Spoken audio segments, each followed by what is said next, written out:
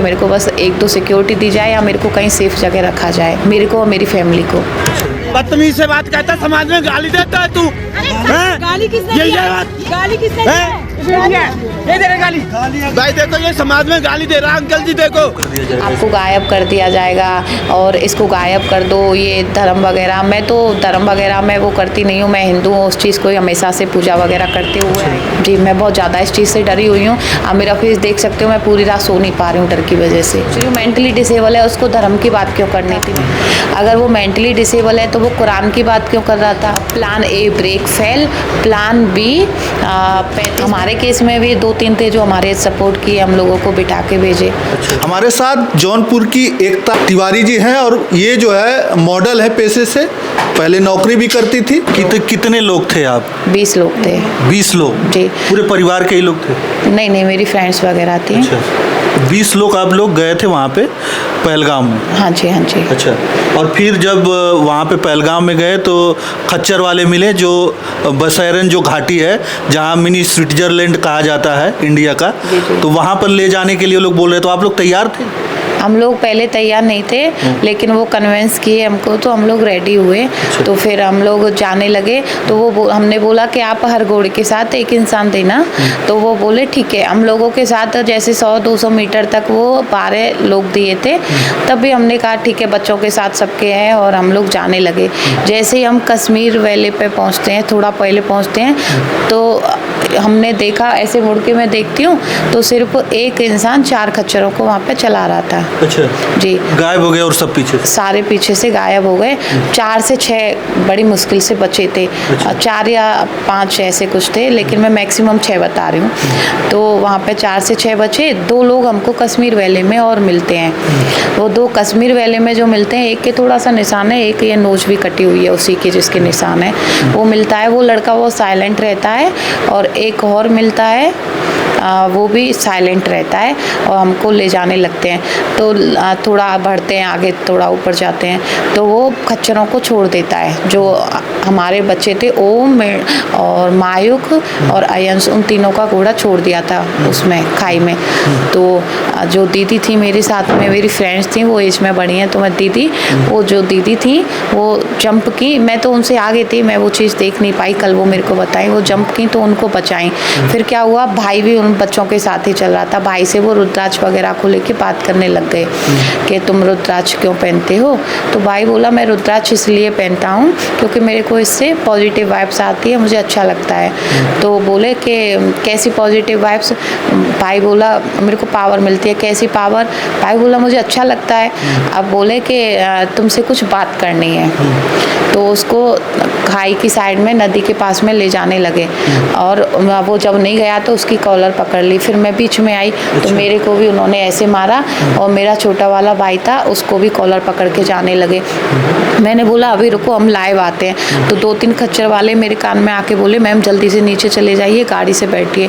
अब वो खच्चर पे हम लोगों को बिठाया।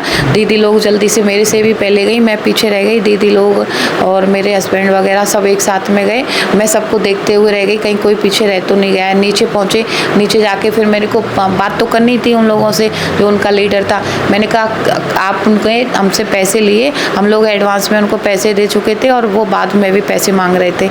तो मुझे लगा था ये शायद हमसे पैसे ही लूटना चाह रहे हैं कि हमारे पास 2-2.5 लाख रुपए कैश है। तो हम लोग वहाँ पे वो गड्डी जो थी वो हम वहाँ पे कहे थे, एक दूसरे को दिए थे रखने को।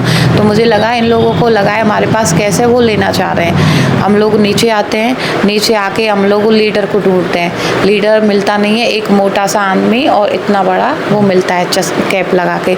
हम उससे बोलते हैं कि आपने जो 2 ऊपर हम ऐसे बदतमीजी किए हैं और हमारे बच्चों का जो घोड़ा छोड़ दिए थे वो कहाँ है? तो उसका जवाब ये नहीं था कि वो कहाँ है। क्या बोलता है, मरे तो नहीं थे ना? नहीं सॉरी, खाई में तो नहीं गए थे ना? खाई में नहीं गए ना? मैंने कहा ये क्या बात होती है, जब कुछ हो जाता फिर वो लोग हमको उल्टा जवाब देने लगे।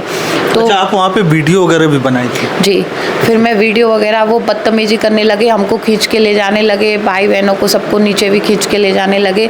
और सब लोग डर की वजह से, बच्चे बहुत तेज़ तेज़ रो रहे थे, मम्मा मम्मा, मामू मामू ऐसे करके। तो और भी थोड़ा डर लग रहा था। तो एक खच्चर वाला पीछे से आके हमसे बोला, मैम आप गाड़ी में बैठो, अभी निकल जाओ। तो हम लोग है ना, उससे हमने बोला पैसे ले लो, आप कुछ पैसा लेना चाहते हैं तो फिर है ना वो पैसे की भी वो मतलब बोले कि नहीं हमें बात करनी है, कोने में आओ ऐसे करके। तो समझ में ही नहीं आ रहा था उस टाइम पे, माइंड बिल्कुल काम नहीं कर रहा था। बस ये समझ में आया कि कैसे यहाँ से निकला जाए। तो हमने लाइव आने की थोड़ी सी, मैंने बोला तुम लाइव नहीं आ सकते, इनकी असलियत दिखाइए। तो वहाँ पे लाइव आने की हम लोगों ने ये किया। तो वो हम लोगों को उसमें देखे कि लाइव आ रहे हैं, तो वहाँ से इधर उधर हो गए। जब अब मैं बार बार उनसे पूछ रही हूँ, जिसके जो ऊपर हम दोनों को मिले, कहाँ है, तो हम सब लोगों को ही वो बोल रहे हैं कि कौन किसकी बात कर रही हो, हम नहीं जानते ऐसे करके। जब अब हम आपसे मिले हैं, हम आपको पहचान रहे हैं, तभी तो हम आपसे पूछ रहे हैं कहाँ है वो बता ही नहीं रहे हैं उस चीज़ के लिए। 2 गायब कर दिए थे। और एक और मिला था, वो तीसरा उनका अलग था। वो तीसरा बोलता है कि आप किस धर्म से हो। और तो मेरे को ये नॉर्मल लगा था कि नहीं, वो पूछा था नाम क्या है, तो मैं नॉर्मल एकता नाम है, कहाँ से आए हो, मैंने कहा राजस्थान जयपुर से। यहाँ पे भी नॉर्मल लगा, क्योंकि ये तो नॉर्मल कोई भी पूछता है कहाँ से आए हो मैम सर। तो फिर वो हमसे पूछता है कि आपकी फ्रेंड और वो सब हिंदू हैं या फिर अदर उससे। मैंने कहा नहीं, आधे हिंदू हैं आधे मुस्लिम हैं हम लोग। मैं हिंदू हूँ, बाकी के सब लोग जो है मुस्लिम हैं, और मेरे बहन भाई भी हिंदू हैं। मैंने ऐसे जवाब दिया। तो बोले अच्छा आप अजमेर दरगाह गई हो राजस्थान में, तो वो भी है। मैंने कहा नहीं मैं नहीं गई हूँ। तो बोला आप जो है अजमेर दरगाह कभी जाना। मैंने कहा जी। और दरगाह वगैरह जाती हो, आपकी फ्रेंड वो हैं? तो मैंने कहा जी मैं फतेहपुर सीकरी दरगाह वगैरह गई हूँ, और वो पूजा वूजा करने जाती हैं, चादर वादर चढ़ाने वहाँ पे जाते हैं, तो मैं जाती हूँ उनके साथ में। मैं ऐसे बोली, 5-6 टाइम की पूजा वूजा भी करती है, मैं ऐसे उनको बोली। तो वो बोले कि अब मेरे से बोलते हैं कि आप किस धर्म को ज़्यादा मानते हो। मैंने कहा बौद्ध, दोनों को मानती हूँ बराबर। तो बोले कि जो मेरे ये निशान बना हुआ था, आप किस भगवान को मानती हो। मैंने बोला मैं भोले बाबा को ज़्यादा मानती हूँ। तो बोला आप कभी कुरान पढ़ी हो। मैंने कहा नहीं मैं कभी कुरान नहीं पढ़ी हूँ, वो उर्दू में ना, मेरे को उर्दू आती नहीं है। तो बोले आप कुरान पढ़ना, आपके उसका जिक्र हमारी कुरान में हुआ है। तो मेरे को बहुत और लगा। मैंने कहा उसका जिक्र क्या, भगवान? हम भी तो आपके अल्लाह और वो होते हैं, उनके लिए बोलते हैं ना आपके अल्लाह आपके भगवान, तो आप हमारे भगवान के लिए नहीं बोल सकते, आपके भगवान का जिक्र है। तो वो फिर इतने में उसके पास कोई फ़ोन आता है, वो यहाँ से फ़ोन रखा हुआ था, निकालता है, बात करता है। हाँ मैं जो हूँ plan A brake fail, plan B 35 बंदूकें घाटी भेज दिया हूँ उसकी सॉरी घास की बॉक्स में, ऐसे करके कुछ बात कर रहा था। घाटी मतलब जब ये बात कर रहा था बंदूकों की, तो आप के सामने ही कर, मेरे साइड से कर रहा था। जब वो मैं उसको ऐसे देखी, वो मुझे देख रहा था ना, मैं उसको देख रही थी, मैं डर रही थी कि बंदूक वगैरह की क्यों बात कर रहा है। तो मैं ऐसे देख रही थी।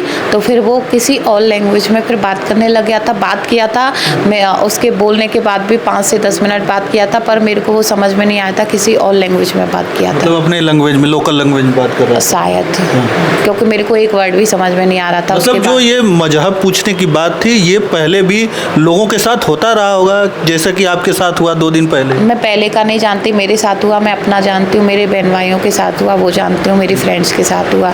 वो मैं पूछे, हम जब वहाँ पे सॉरी श्रीनगर थे, वहाँ पे भी पूछे थे आप मैम कहाँ से आए हो, और मैंने बोला राजस्थान से हूँ, नाम क्या है, यही पूछे थे। वो तो नहीं कभी धर्म वगैरह को लेकर। अच्छा, जब आपने आइडेंटिफाई किया, वीडियो में दिखाया, यहाँ मीडिया पे बताया, तो बताया ये भी जा रहा है कि उसकी गिरफ्तारी हो गई? जी गिरफ्तारी हो गई है। अभी कुछ मीडिया वाले मेरे से बोले कि वो 70% जो है मेंटली डिसेबल है। तो मैं ये सोच रही हूँ मेंटली डिसेबल है, उसको धर्म की बात क्यों करनी थी। मेंटली डिसेबल था तो राजस्थान जयपुर में है, और उसको ये याद था जयपुर में ही राजस्थान में ही दरगाह है, अजमेर दरगाह, उसको ये कैसे याद था। अगर वो मेंटली डिसेबल है तो वो कुरान की बात क्यों कर रहा था। अच्छा मैम, जब ये 22 तारीख को घटना हुई, उसमें मजहब तो पूछा ही गया, लेकिन उसमें आदमियों को मार दिया गया, औरतों को छोड़ा गया। तमाम तस्वीरें आप देखी होंगी, जो जिनके पति मर जाते हैं और वहीं बैठ के रोती हैं, वो तस्वीरें बहुत वायरल हुई, उसको किस प्रकार से आप देखते? मैं उसको क्योंकि उनको उसमें खुशी मिल रही थी, वो सब परेशान करना चाहते थे, आतंकवादी हैं तो आतंकी मचाना उनका वो था। अगर वो दोनों को मारते तो कौन ये खबर देता, तो वो इसलिए लेडीज़ को छोड़े के है ना उनको रोते हुए उसको उससे तो उनको खुशी मिलती है। काफ़ी मुस्लिम लोग इतने अच्छे होते हैं और कुछ लोग अपना उनका तो धर्म ही नहीं था जो अच्छा, धर्म एक उसमें और एक मुस्लिम था जो बताया जाता है कि घोड़े वाला ही था जो लड़ा उनसे कि आप क्यों ऐसा कर रहे हो, वो भी उसमें मारा गया। हमारे केस में भी 2-3 थे जो हमारे सपोर्ट किए, हम लोगों को बिठा के भेजे। अच्छा, वही कह रही हूँ कि काफ़ी लोग वहाँ पे अच्छे थे लेकिन 1-2 अच्छे नहीं थे, उन्होंने सब कुछ बेकार कर दिया। सिक्योरिटी होती, मैं तो सबसे पहले सिक्योरिटी को बोलूँगी, गवर्नमेंट को बोलूँगी, गवर्नमेंट फेलियर थी, सिक्योरिटी बिल्कुल भी नहीं थी। पहलगाम, पटनीटाप, सोनमार्ग कहीं पे भी सिक्योरिटी नहीं थी। और पहलगाम में जब हम एंट्री करते हैं तो एक बोट मिलता है, सिर्फ वहाँ पे 2 लोग बैठे हुए थे, उसके अलावा कोई भी सिक्योरिटी कहीं पे भी नहीं मिली। मतलब सिक्योरिटी रीजन ही रहा ये सारी घटनाओं के? सिक्योरिटी रीजन रहा।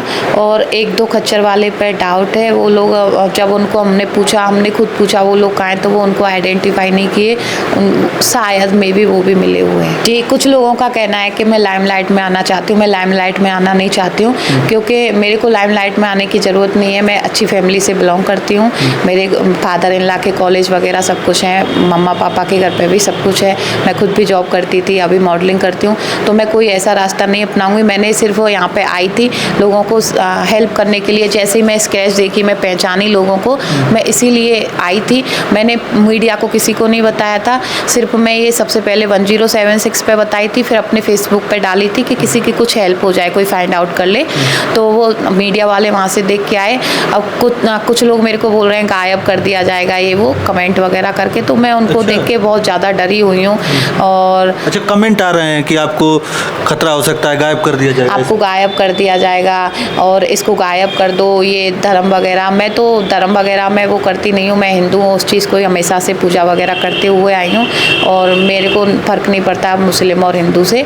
लेकिन लोगों का तो फिर मैं उन कमेंट को देख के बहुत ज़्यादा डरी हुई हूँ। और हर जगह मेरा एड्रेस वगैरह भी चला गया है, प्रॉपर एड्रेस ही चला गया है जहाँ पर मैं रहती हूँ। तो मेरे को हर समय मैं रात को सो ही नहीं पाती हूँ, मेरे को बहुत ज़्यादा डर लगा हुआ है। मैं ये चाहती हूँ कि मेरे को बस 1-2 सिक्योरिटी दी जाए या मेरे को कहीं सेफ जगह रखा जाए, मेरे को और मेरी फैमिली को। अच्छा जी, मैं बहुत ज़्यादा इस चीज़ से डरी हुई हूँ। आप मेरा फेस देख सकते हो, मैं पूरी रात सो नहीं पा रही हूँ डर की वजह से। और क्योंकि पूरा दिन भर मीडिया ट्रायल भी हो रहा है? पूरा दिन मीडिया ट्रायल रहता है। और मैं ये सोच के सामने आई थी, मेरे ग्रुप से मैंने बात की कि हम लोगों को बताना चाहिए, ग्रुप वाले कोई रेडी नहीं हुए थे, वो भी डरे हुए थे। अभी मेरे को देख के 2-3 बोलने को रेडी हैं कि हाँ हमारे साथ ऐसा हुआ था, तुम सही कह रही हो, बोलना चाहिए कि क्या पता किसी की हेल्प हो जाए, आगे कुछ ना हो। लेकिन उसको लोग आधे लोग गलत वे में ले रहे हैं, मेरा गलत वे में कोई इंटेंशन नहीं था, मैं तो बस हेल्प करना चाहती आपने हूँ। मदद भी किया ना, आपके वजह से पकड़े भी गए लोग, पूछताछ भी हो रही है, कुछ और भी निकल के आ सकता है, तो आपने तो मदद ही किया। मैं तो, मेरे जीजू CISF में SI हैं और मैं भी अच्छी फैमिली से हूँ, तो मैंने तो मदद करना चाहा कि क्या पता वो पकड़े जाएं और कुछ मदद हो जाए। और उसको आप मेरे को मारने की बात करते हो, एसिड डालने की बात कर रहे हो मेरे ऊपर कि देखी जाए तो इस पर एसिड डाल दो, ये बहुत गलत है। और लाइमलाइट में आने की मेरे को ज़रूरत नहीं है, मैं जो हूँ मैं उसमें बहुत खुश हूँ। अभी मैं डर डर के जी रही हूँ, कम से कम मैं खुल के जी तो पाती थी। मैं बहुत ओपन माइंडेड गर्ल हूँ, मैं बहुत खुल के जीती हूँ। आप मेरे कितने भी ग्रुप हैं, मेरी वीडियो फ़ोन वगैरह चेक कर सकते हो, मैं बहुत ओपन माइंडेड गर्ल हूँ और बहुत खुल के जीती हूँ। अभी मेरे को लग रहा है कि मैं बहुत बाहर से निकलती हूँ तो मेरे को डर लगता है कि कहीं कुछ जो कमेंट्स वगैरह आए एसिड वगैरह फेंकने को, कहीं सच में ना फेंक दें, मैं बाहर जाऊँ कहीं कोई सच में मेरे को एक्सीडेंट वगैरह ना करने। और लाइमलाइट में आने के लिए सर मैं NGO वगैरह भी चलाती हूँ। आपको बता दूँ, कल हमारे घर के सामने एक एक्सीडेंट हुआ था, मीडिया वाले यहाँ पे थे, आप पूछ सकते हो। उस टाइम पे वो उसकी कंडीशन इतनी थी कि वो पूरा बहुत बुरी तरह से हालत ख़राब थी। मैंने भाइयों को बोला उसको तुरंत अपनी गाड़ी से लेके जाओ, तो हमारी गाड़ी निकल नहीं पाई थी, घर के सामने ट्रैक्टर था। तो एक मीडिया वाले भैया थे, उनकी गाड़ी लेके गए, उनको हॉस्पिटल पहुंचा के आए। आकांक्षा हॉस्पिटल से उनको निकाल दिया, नवज्योति से कोई है उससे निकाल दिया, दुर्गा हॉस्पिटल में वो एडमिट करके आए। तो लाइमलाइट में आना होता तो मैं वहाँ पे उनकी हेल्प ना करके वीडियो मैं भी बनाती, क्योंकि सब लोग वहाँ पे कम से कम 100 लोग थे, वीडियो बना रहे थे, कोई उसको ले जा नहीं रहा था। हम लोग लेके गए, उनको एडमिट कराया, उनकी फैमिली को इन्फॉर्म किया, पुलिस आ गई, तब हम वहाँ से आए। तो मेरे को लाइमलाइट में नहीं, मेरे को अच्छा लगता है किसी की हेल्प करके। मतलब अगर एकता तिवारी चाहती तो वो सारा कुछ देख के शांत रह जाती, लेकिन जब इतना बड़ा हमला हुआ तो आपको लगा कि हमको बताना चाहिए ताकि इससे और भी गवर्नमेंट को और हमारे जो सेना के लोग हैं उनको मदद मिल सके। जी, मैंने बिल्कुल ये चाहा कि मैं शायद मेरे इस बयान से कुछ मदद मिल सके, जो मैंने सुना है, जो मैंने देखा है, शायद किसी के काम आ सके। क्योंकि मैं उनको फाइंड आउट कर रही थी, मेरे ग्रुप भी फाइंड आउट कर रहे थे, वो भी बोले हैं, मेरे पास स्क्रीनशॉट भी हैं। तो मैं उस चीज़ को लेके बोली कि शायद हमारी एक इस बोलने से हेल्प हो जाएगी, बस यही मेरा मकसद था, और अब भी यही मेरा मकसद है। अच्छा, बच्चे वगैरह भी हैं तो वो डर रहे हैं अभी? सर, बच्चे तो बहुत डरे हुए हैं, और मेरी एक फ्रेंड का बेटा तो अभी तक सदमे में, उसे अभी तक फीवर गया ही नहीं है, फीवर में अभी तक। अच्छा। और मैं तो बिना टिकट के आई थी, मैं और मेरा भाई तो बिना टिकट के आए थे। हम लोगों ने प्लान 24 तारीख का किया था, लेकिन वहाँ पे बदसलूकी वगैरह हो गई, तो हम लोग को लगा हमें यहाँ से जाना सही रहेगा। तो हम 20 तारीख को रात को 11:30 बजे गरीब रथ ट्रेन आती है, उससे हम बिना उसके टीटी को पैसे दिए थे और उससे आए थे बिना टिकट कराए। मतलब इतना डर गई थी ये कि मतलब वहाँ से किसी भी तरीके से अब निकलना है, यही सोच रहा था, आप सोच रहे थे कि किसी भी तरीके से वहाँ से निकल जाएं बस हम लोग, और आपके निकलते ही वहाँ पर इतना बड़ा जो है घटना हो जाता। मैं ये चीज़ें आके जो बंदूक वगैरह की बात किया था, मैं आके ये जीजू को बताती, लेकिन मेरा माइंड वहाँ गया ही नहीं था ऐसा कुछ हमला हो जाएगा। मेरा माइंड था कि शायद वो लूटपाट करेंगे, पैसे वगैरह हमारे साथ।